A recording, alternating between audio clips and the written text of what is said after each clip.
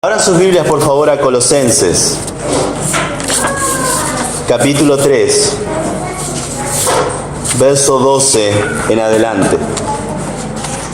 Colosenses, capítulo 3, verso 12 en adelante.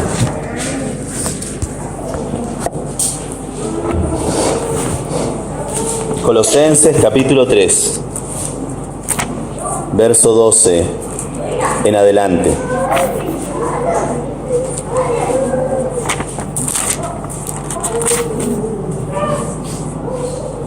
Me hubiera gustado predicar desde el verso 12 hasta el 17, que es donde termina el párrafo. Pero vamos a dejar los últimos versículos para la semana que viene, que tratan acerca de las prioridades de un hombre y una mujer con una vida transformada. Y quiero ver con vos hoy la plenitud de una persona con una vida transformada. Vamos a ver del verso 12, 13 y 14. Colosenses capítulo 3, verso 12, 13 y 14. Dios nos dice cómo quiere que nos vistamos. Dios nos está diciendo cómo quiere que cubramos nuestra humanidad. Es lo que hacemos con la ropa. Cubrimos nuestra humanidad. Pero Dios no está tan interesado en el color de una tela, sino en la calidad de nuestro carácter, en la calidad de nuestro corazón y cómo Él puede transformar nuestra conducta. Y es lo que vamos a ver hoy. Vamos a leer el texto, vamos a orar pidiendo la guía del Señor y vamos a ver paso por paso esta completa transformación.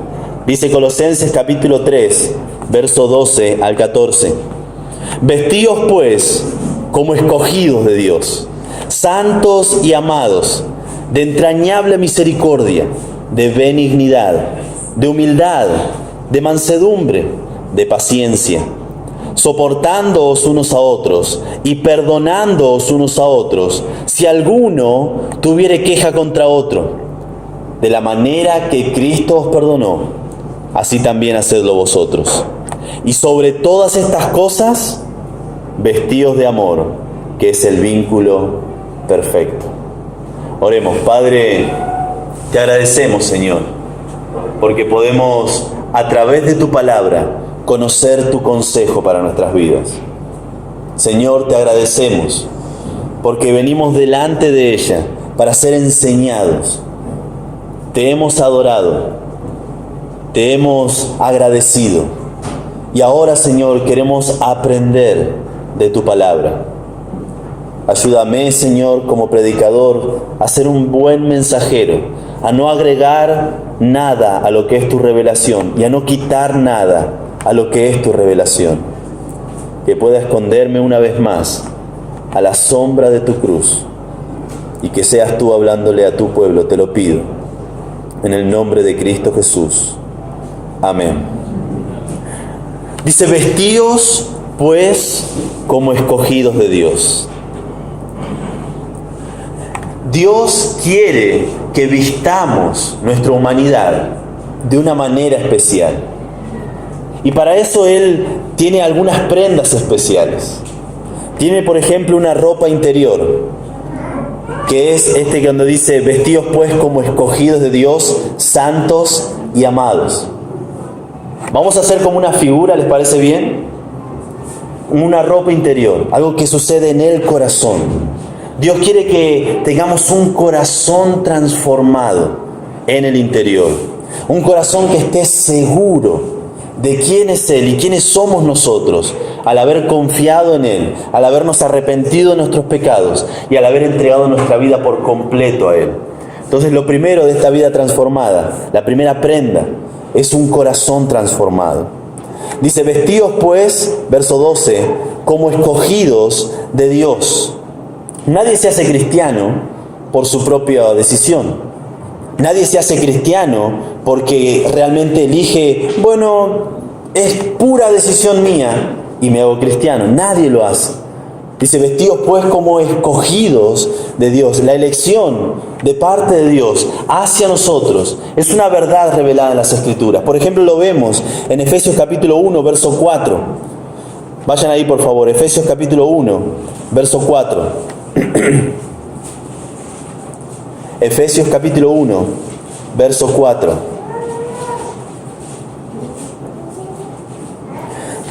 Efesios 1:4 dice, según nos escogió en Él, es decir, en Jesucristo, antes de la fundación del mundo.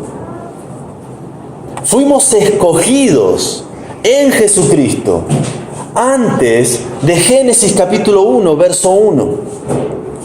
Antes de la fundación del mundo, para que fuésemos santos y sin mancha delante de Él. No lo dice solamente en este versículo, sino en muchos otros. Por ejemplo, 2 Tesalonicenses capítulo 2, verso 13, 2 Tesalonicenses 2:13.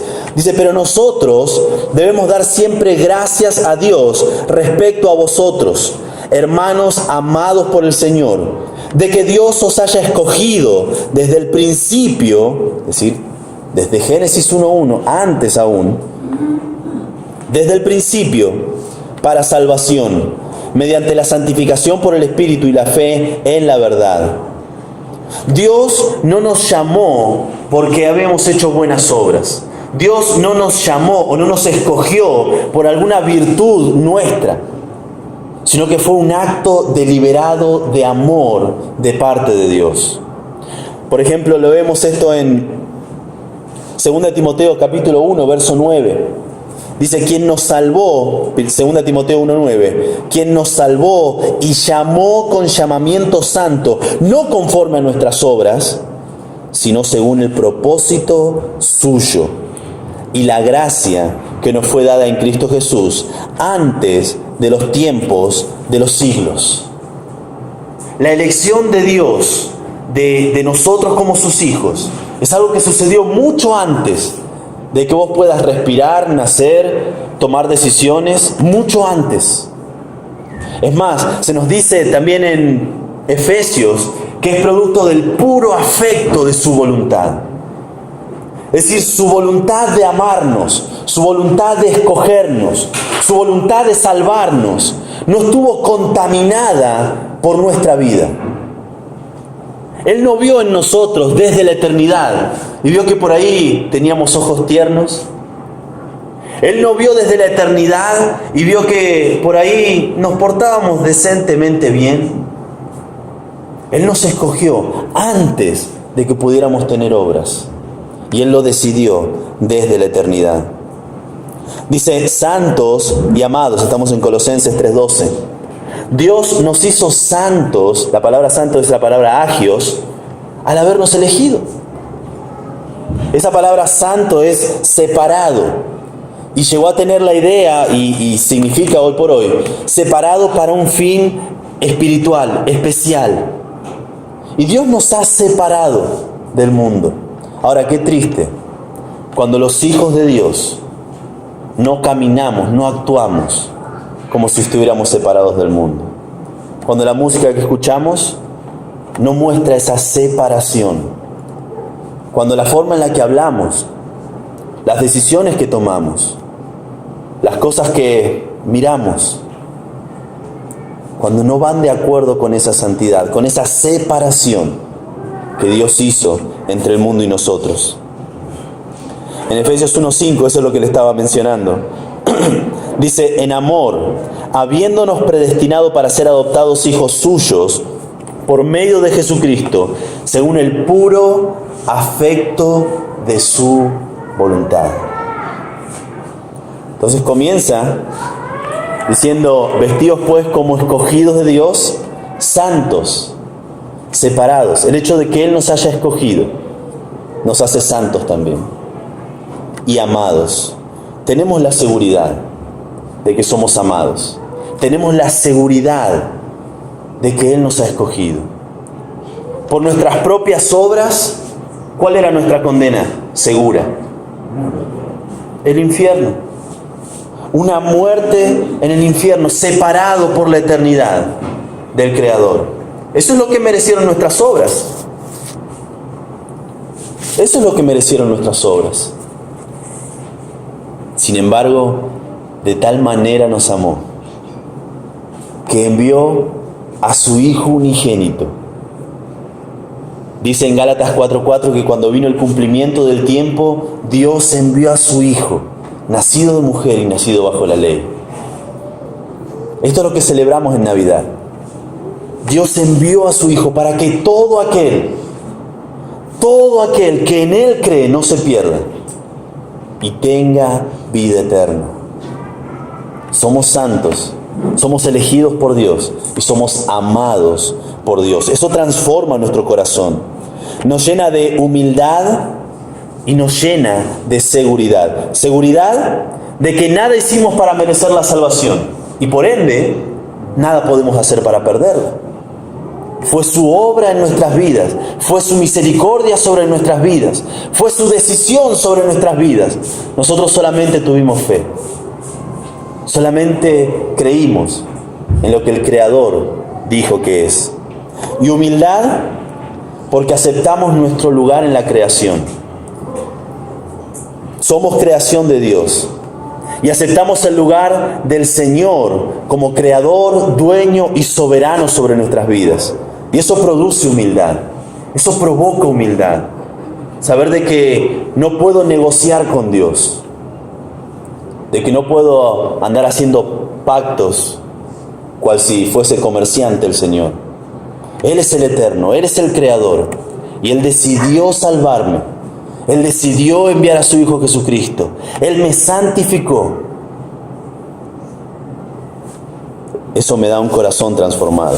En Romanos capítulo 9, verso 13 en adelante, dice, como está escrito, a Jacob amé, mas a Esaú aborrecí. ¿Cómo puede ser que Dios elija a algunos y a otros no? ¿Dios es malo? ¿Eso está mal? ¿Es injusto? ¿Pensaron esto en algún momento?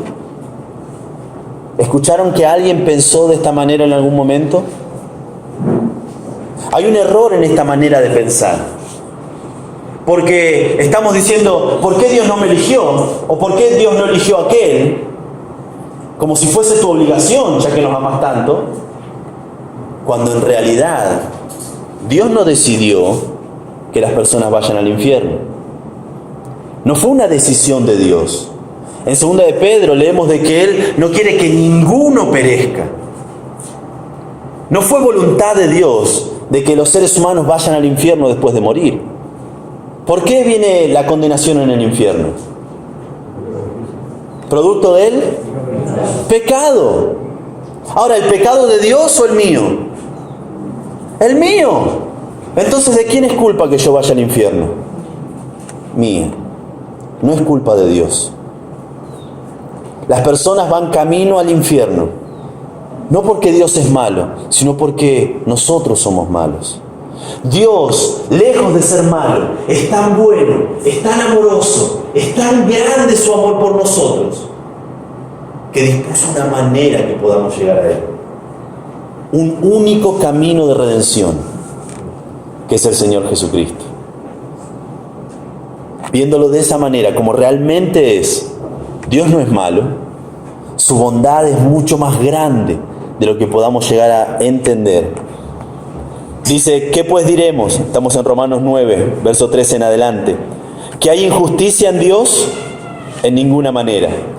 Pues a Moisés dice, tendré misericordia del que yo tenga misericordia, y me compadeceré del que yo me compadezca. Así que no depende del que quiere ni del que corre, sino de Dios que tiene misericordia. Verso 19, dice, pero me dirás, ¿qué pues? ¿Por qué pues inculpa? Porque ¿quién ha resistido a su voluntad? Mas antes, oh hombre, ¿quién eres tú para que alterques con Dios? ¿Dirá el vaso de barro al que lo formó, ¿por qué me has hecho así? ¿O no tiene potestad el alfarero sobre el barro, para hacer de la misma masa un vaso para honra y otro para deshonra? ¿Y qué si Dios, queriendo mostrar su ira y hacer notorio su poder, soportó con mucha paciencia los vasos de ira preparados para destrucción? Dios es el creador. Él toma las decisiones. Y de una forma u otra, toda la humanidad va a dar gloria al Señor. Un pastor lo dijo de esta manera: mis hijos van a ser para la gloria de Dios. Si ellos conocen al Señor Jesucristo y se arrepienten de sus pecados, ellos van a ser para la gloria de Dios. Pero si ellos rehúsan conocer al Señor, se apartan del camino de Dios, cuando ellos mueran y estén delante de la presencia de Dios, su condena al infierno va a demostrar la santidad de Dios. Mis hijos van a ser para la gloria de Dios. Dicho de esta manera, parece cruel de parte de un padre, pero desde una perspectiva eterna, todo siempre es para la gloria de Dios. Él creó este mundo para su gloria. Él creó nuestras vidas para su gloria. Él creó la humanidad para su gloria. Entenderlo de esta manera me da un corazón transformado. Dice, vestidos pues con esta ropa interior, con un corazón diferente, como escogidos de Dios, santos y amados por Dios. Dice verso 12, la segunda parte, de entrañable misericordia. Y aquí comienza, después de habernos dado un corazón transformado, lo que ese corazón provoca es un carácter transformado. Podríamos decir que son el pantalón y la camisa, lo que cubre la mayoría de nuestro cuerpo, nuestro carácter, lo que toma la mayoría de nuestras decisiones, nuestro carácter. Y comienza diciendo de entrañable misericordia. Este entrañable ya lo habíamos visto varias veces. Es esto que viene de las entrañas, de las tripas, de lo profundo de la persona. Y esta misericordia es esa compasión, esa piedad hacia otras personas que están sufriendo. Es decir, debían vestirse de una compasión profunda o tener un sentimiento de compasión interno y urgente. Una entrañable misericordia. No era una misericordia teórica, no era una misericordia intelectual, sino que estaba en lo profundo de su ser. Le dolía ver a alguien sufriendo alguna necesidad.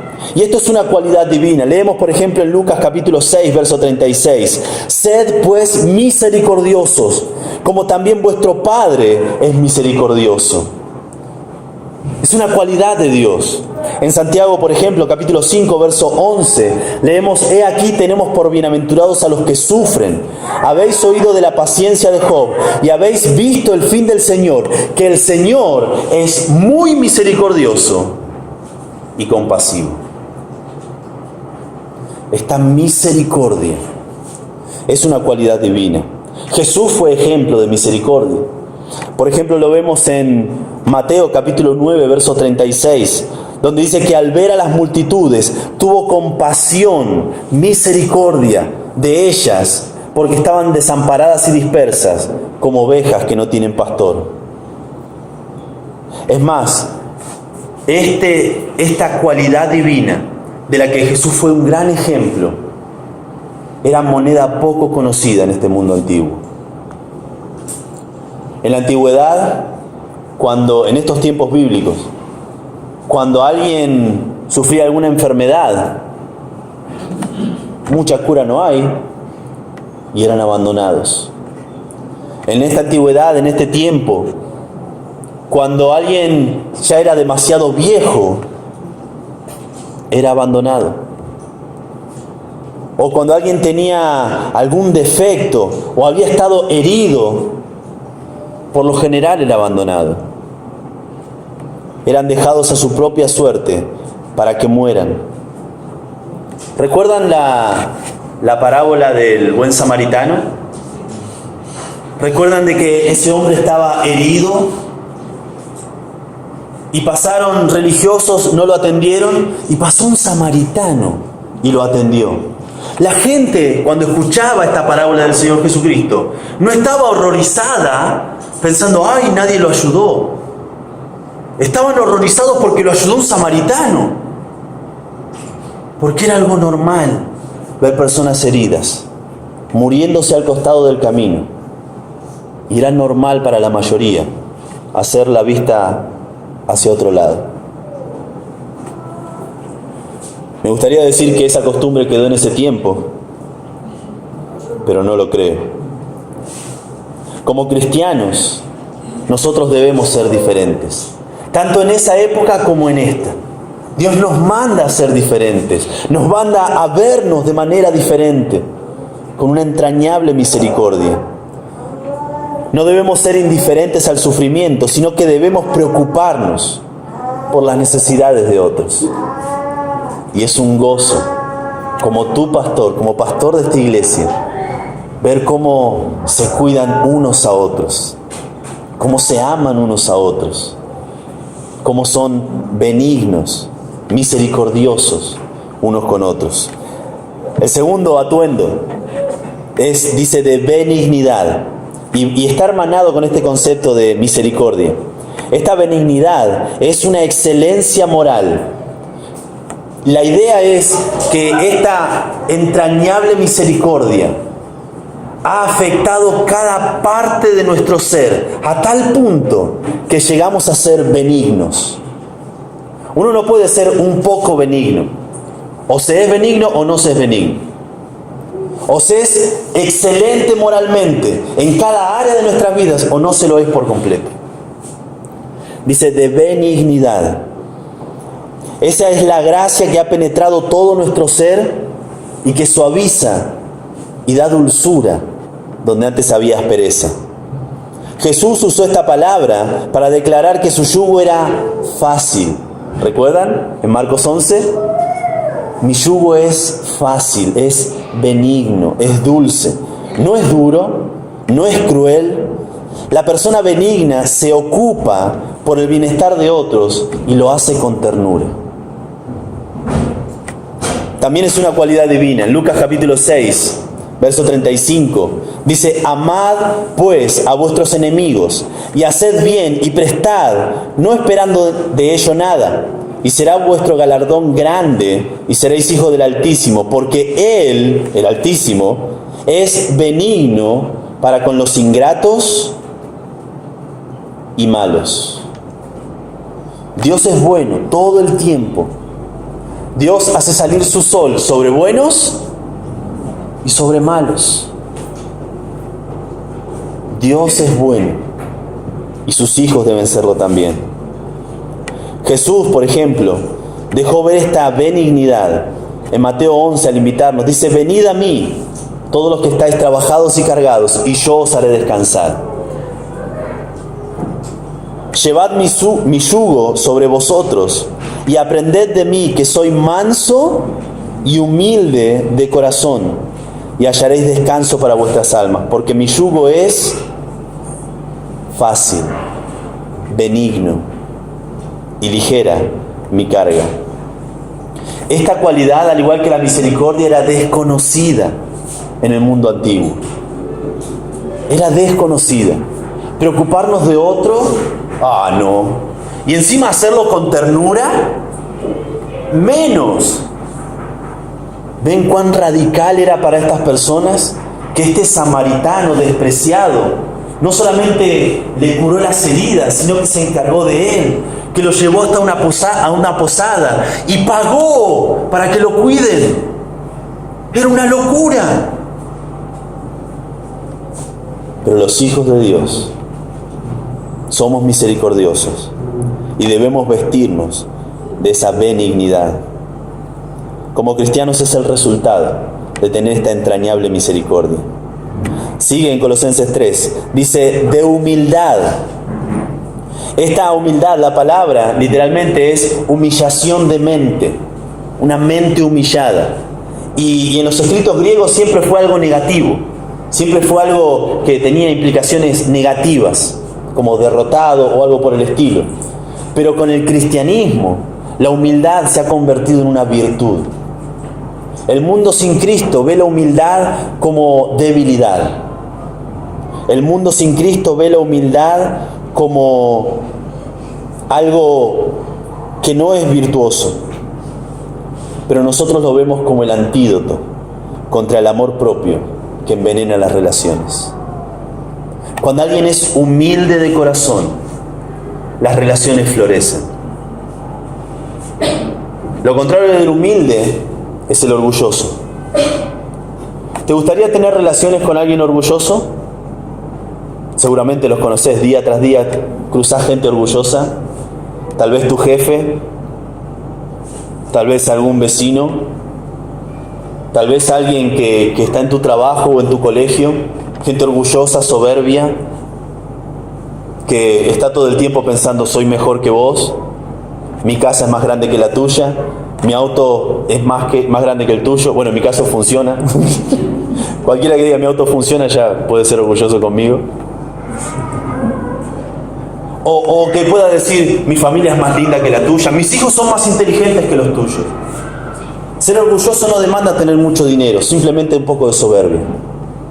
Y la humildad es el antídoto contra este orgullo. Es una virtud de excelencia. Y toda relación florece cuando es regada con humildad.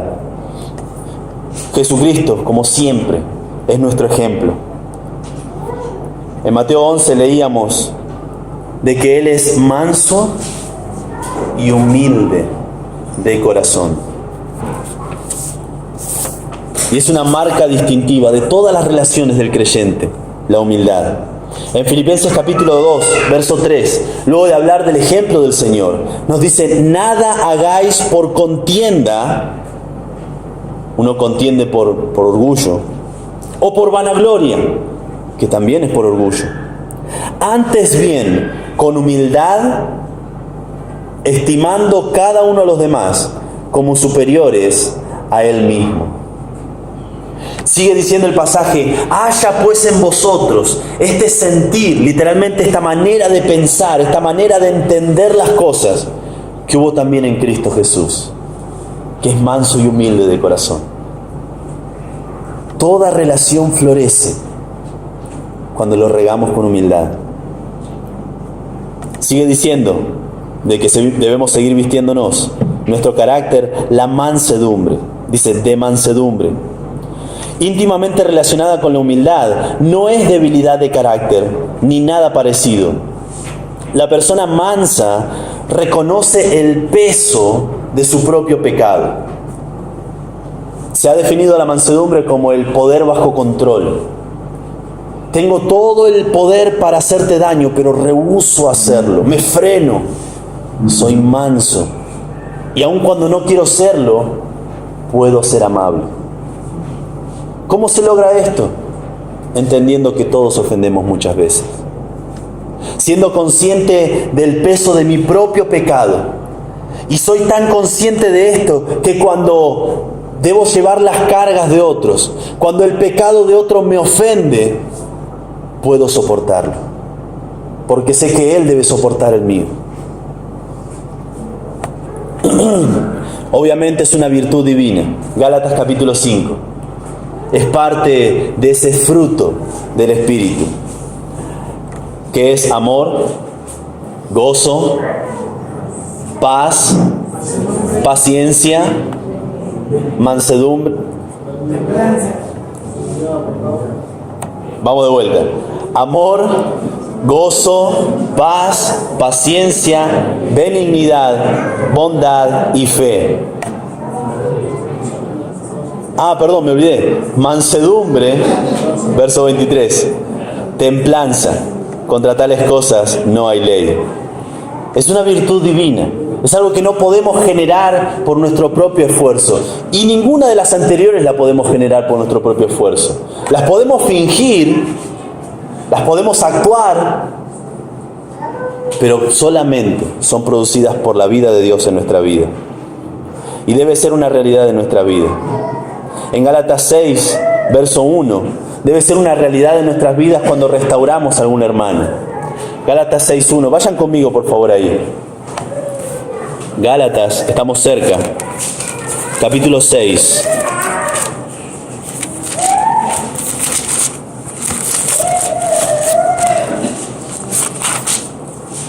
Verso 1. Gálatas capítulo 6, verso 1.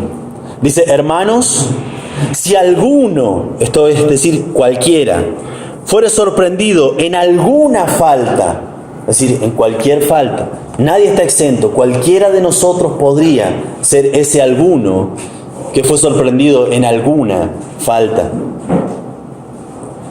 Vosotros que sois espirituales, le está hablando a la iglesia, restauradle con espíritu de mansedumbre. Soy consciente de mi pecado y del peso de mi pecado. Y cuando veo a un hermano que el peso de su pecado me ofende, puedo soportarle, puedo amarle. Obviamente pedirle que deje de hacerlo. Mateo capítulo 18 se ha dedicado a eso. Pero lo debo hacer con ternura, lo debo hacer con paciencia, lo debo hacer con amabilidad, lo debo hacer con mansedumbre. Considérate a ti mismo, no sea que tú también seas tentado. Sobrellevad los unos las cargas de los otros y cumplid así la ley de Cristo. Debe ser una realidad en nuestra iglesia al restaurar a un hermano en pecado. Debe ser una realidad en nuestra iglesia al defender la fe. En 2 de Timoteo capítulo 2 verso 25 se nos manda de que con mansedumbre debemos corregir a los que se oponen, por si quizá Dios les conceda arrepentirse. Esta mansedumbre, esta amabilidad debe ser una característica de todo creyente.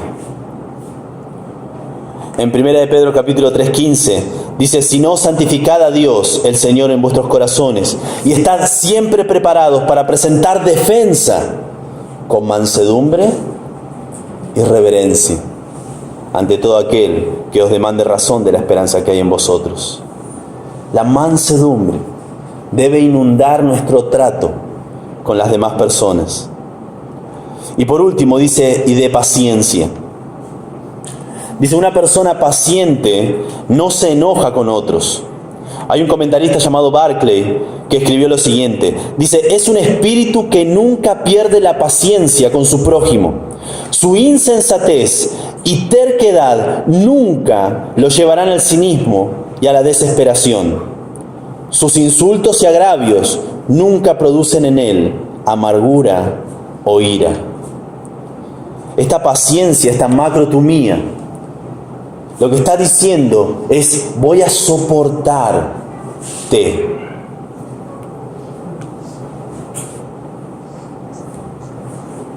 Hay personas que es fácil de amar. Hay personas que son fáciles de soportar. Y hay otras que necesitamos la gracia de Dios. Pero es lo que Dios quiere de nosotros. Que tengamos esa largura de ánimo, que podamos soportar con amabilidad, con paciencia a los demás. ¿Es una característica divina? Obvio que sí. Lo vemos en el Señor Jesucristo, en 1 Timoteo 1:16. Dice: pero por esto fui recibido a misericordia, para que Jesucristo mostrase en mí, el primero, toda su clemencia, la misma palabra, macrotumía, para ejemplo de los que habrían de creer en Él, para vida eterna. Y lo vemos en el Señor, lo vemos en Dios mismo, en 2 de Pedro capítulo 3 verso 15. Dice: y tened entendido que la paciencia de nuestro Señor es para salvación, como también nuestro amado hermano Pablo, según la sabiduría que le has dada, os ha escrito. La primera parte es lo que nos interesa. La paciencia de nuestro Señor es para salvación. Dios transforma nuestro corazón y nos da seguridad y humildad. Dios transforma nuestro carácter y nos hace pacientes, compasivos, amables, misericordiosos. Y no es algo que simplemente es algo teológico, es una realidad en nuestras vidas. Mi abuelo, el primero de los Juanes, tenemos una tradición en mi familia. El primer varón siempre se llama Juan. Mi bisabuelo era Juan, no me acuerdo. Mi abuelo, Juan Sixto. Mi papá, Juan Ismael. Yo, Juan Leonel. Mi hijo, Ian. Hice trampa con el griego ahí, pero también se llama Juan de alguna manera. Pero mi abuelo era un hombre duro. muy diferente de mi papá y de mí. Era un hombre muy áspero. No estoy hablando mal de él, estoy diciendo la verdad. Y durante toda su vida, su deleite era hacer enojar a mi abuela. Por ahí diciendo groserías o cosas por el estilo. Mi abuela había conocido al Señor y se había casado con él, que no conocía al Señor. Y le habían predicado, habían venido de todos lugares para predicarle. Mi papá era predicador y le hablaba de Cristo. Él no quería saber nada. 4 meses antes de morir, estando internado en la clínica Santoyani, vino un viejito en bicicleta. Le dijo, ¿usted por qué no cree? Y le presentó a Jesucristo. Y ese hombre duro se arrepintió de sus pecados y confió en el Señor Jesucristo. 4 meses después, él partió a la presencia del Señor. Yo era chico, no lo podíamos visitar, entonces mi imagen de él era alguien bueno, pero duro. Pero mi abuela me contaba cómo Dios había transformado a ese hombre. Un hombre que de estar hablando mal y pensando mal y tratando mal, una tarde la miró a mi abuela mientras ella lo cuidaba y le dijo, vieja, yo te traté mal a vos. ¿Me podés perdonar? Jamás él había pedido perdón a nadie. Disculpas tal vez. Un hombre tierno, un hombre amoroso, un corazón transformado por el Espíritu del Señor.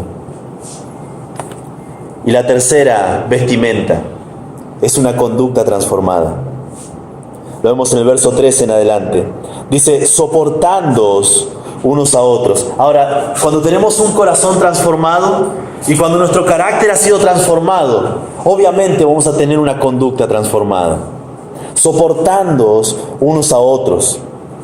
Quiere decir resistir, perdurar a pesar de la persecución, de las amenazas, de los agravios, de la indiferencia y de cualquier mal. Resistir a esto sin buscar vengarse. Soportándoos unos a otros.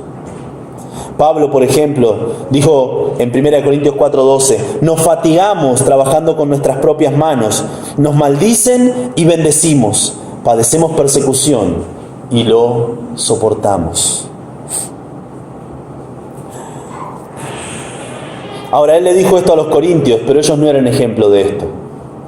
Estos corintios eran los que se llevaban a juicio unos contra otros y se acusaban en los tribunales y buscaban la ganancia el uno contra el otro y se masacraban unos a otros en los juicios, defendidos por abogados. Ellos no estaban dispuestos a soportar. ¿Hay un desacuerdo?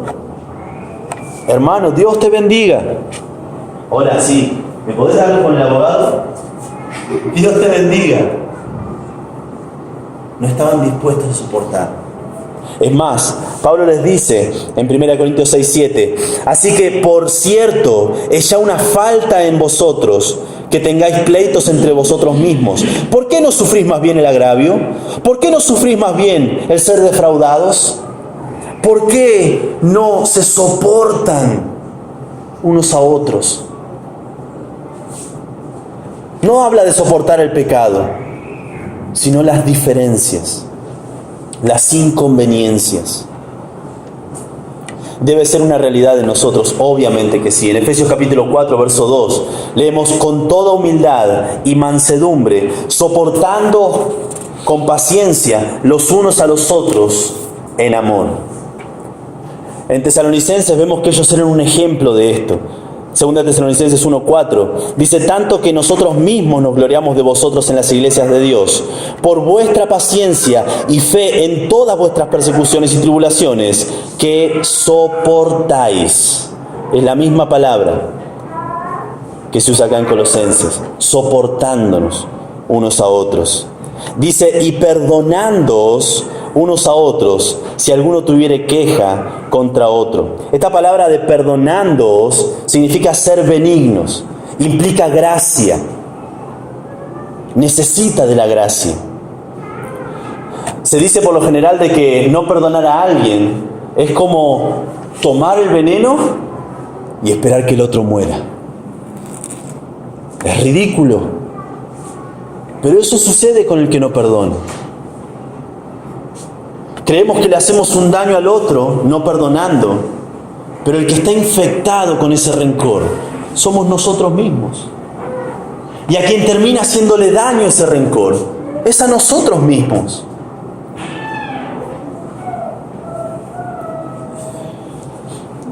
Y me gusta esto, fíjense, vayan ahí a Colosenses por favor. Dice, perdonándoos unos a otros. Es un español antiguo, pero la idea es que nosotros también somos perdonados en el acto de perdonar. Perdonándoos, perdonándote unos a otros. Y pareciera que no tiene sentido si no fuera porque esto se da en una iglesia. Dice, y perdonándoos unos a otros, si alguno tuviere queja contra otro, de la manera que Cristo os perdonó, así también hacedlo vosotros. Dentro de una iglesia, cuando yo perdono a mi hermano, yo soy parte de esos que reciben el perdón, porque somos un solo cuerpo. Somos el cuerpo de Cristo. Y cuando busco la reconciliación con mi hermano, no solamente mi hermano es beneficiado y la iglesia es beneficiado, yo soy beneficiado, porque somos un cuerpo en Cristo.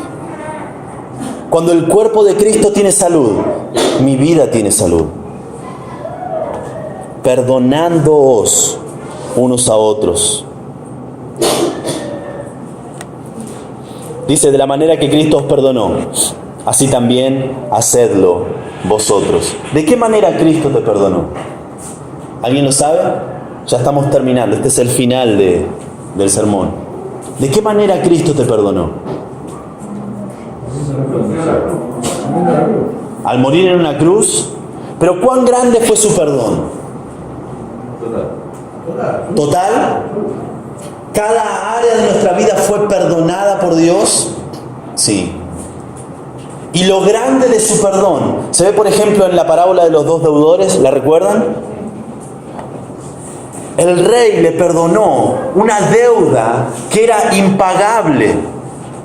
Ni siquiera él, viviendo miles de vidas, podía pagar esa deuda con días de trabajo.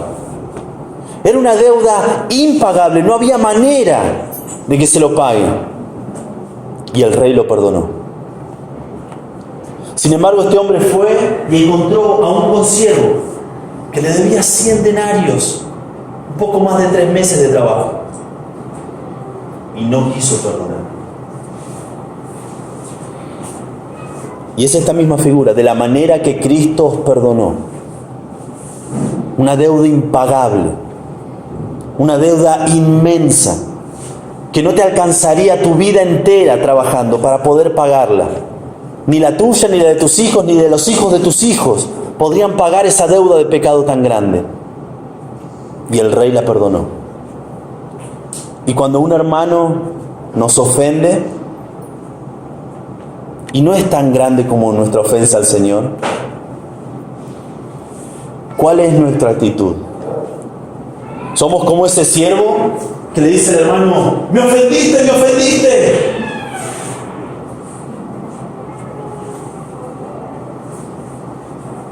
¿O nos perdonamos unos a otros, como Cristo nos perdona a nosotros? Hay algunas promesas del perdón de parte de Dios para nosotros. Y son promesas que vos debes hacer a la persona que perdonás. La primera es, no me voy a acordar más de tu pecado. Dice la palabra de Dios que Él borra nuestras rebeliones. No lleva cuenta. Entonces, no voy a llevar cuentas de tu pecado. No te voy a decir, es la 3ª vez que me pedís perdón por esto. Porque no llevo la cuenta. No sé cuántas veces. Y si 70 veces viene mi hermano en el día y me pide perdón, lo sigo perdonando. La segunda promesa del perdón es, no voy a utilizar esto que me acabas de pedir perdón en tu contra en el futuro. Dice que echa nuestras rebeliones en lo profundo del mar, Dios. en un lugar inaccesible, para no volverlas a poner en tu cara. No vamos a pelear por quién llegó primero, quién llegó segundo. No nos vamos a pelear por si pasamos en tu casa o en mi casa la fiesta. No nos vamos a pelear por esas cosas y decir, no, pero yo me acuerdo. Vos el año pasado me dijiste esto, esto y esto. Pero te pedí perdón. Bueno, pero yo perdono, pero no olvido. Dios está dispuesto a no echar en tu cara lo que le has pedido perdón. Y la última promesa del perdón es que no lo voy a tener presente. Dice que echa nuestras rebeliones tras su espalda.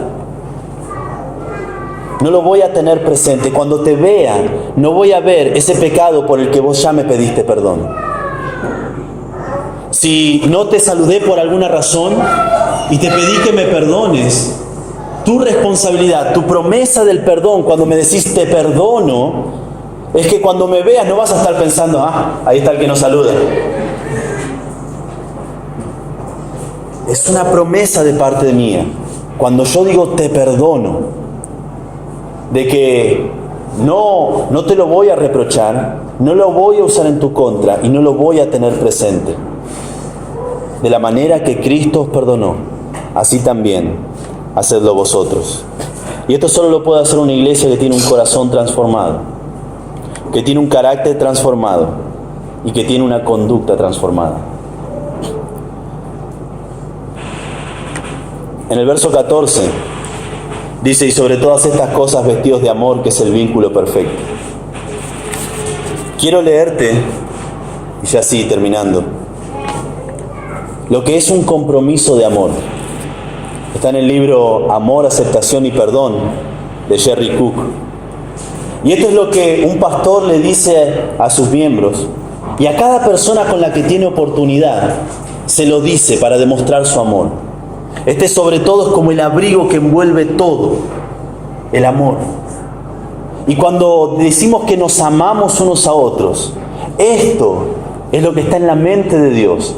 Y esto debe estar en nuestra mente cuando decimos que nos amamos unos a otros. Dice así: hermano, quiero que sepa que yo te tengo un compromiso, hermano, quiero que sepa que tengo un compromiso con usted.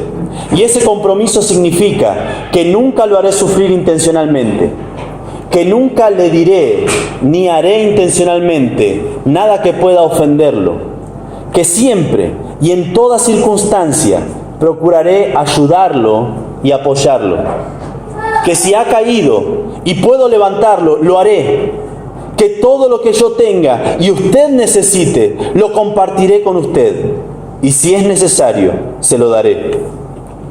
No importa lo que yo llegue a saber de usted, ni lo que suceda en el futuro, sea bueno o sea malo, porque el compromiso que he contraído con usted no cambiará jamás. Y usted no puede hacer nada al respecto. No está obligado a corresponder. Yo lo amo. Y eso es precisamente lo que significan estas palabras. Este es mi compromiso con vos, cuando digo te amo y estoy orando por vos. Y quisiera que este sea el compromiso unos a otros, cuando decimos y entendemos que nos amamos unos con otros. Esta mañana tenemos la oportunidad de demostrar ese amor. Esta mañana tenemos la oportunidad de demostrar estas cualidades de carácter.